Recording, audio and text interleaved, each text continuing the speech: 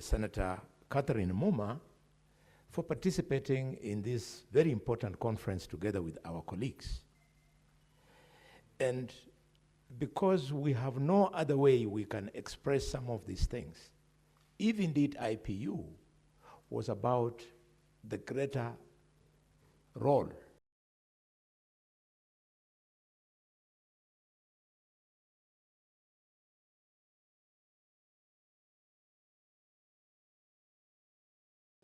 of democratizing within communities of the world.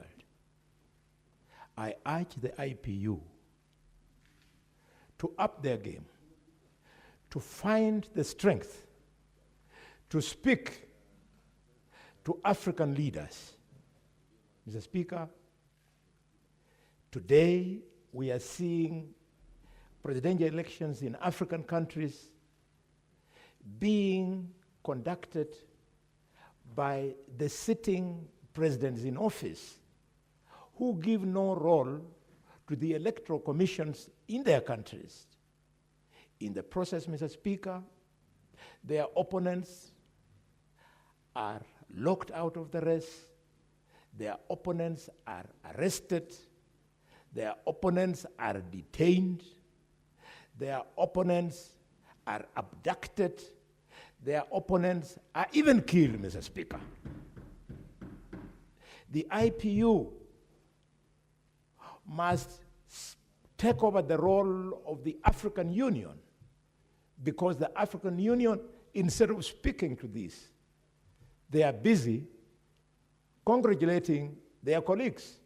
The African Union has now become a talk shop, a special club for African presidents to protect each other.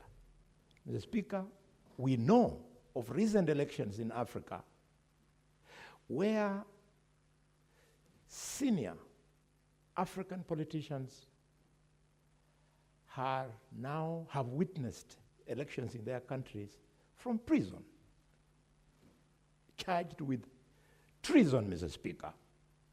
Mr. Speaker, we know of African countries where thousands of citizens have been killed. We know of African countries where Kenyans are being harassed in their hotels, in their businesses, in those countries, because they are being suspected to be the ones who are responsible for the unrest. Africans should know that Kenyans are very hard-working people.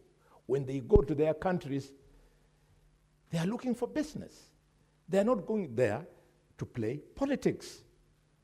I would like, at least as far as Kenya is concerned, our government to protect Kenyan citizens in such a countries where they are currently being harassed, Mr. Speaker. Mr. Speaker, when I see the kind of business that African countries lose because of this instability, I say, how I wish the standing orders of Parliament of Kenya could be changed so that we could do substantive debate on this very, very serious issue, Mr. Speaker. Mr. Speaker, for some of us, our communities cut across nations. For example, if you take the Kenyan Somali, his relatives are in Somalia, his relatives are in Ethiopia. So when unrest takes place in those two countries, the Kenyan Somali is expected to keep quiet. Similarly, the Luos, the Maasais, they are in Kenya, they are in Tanzania.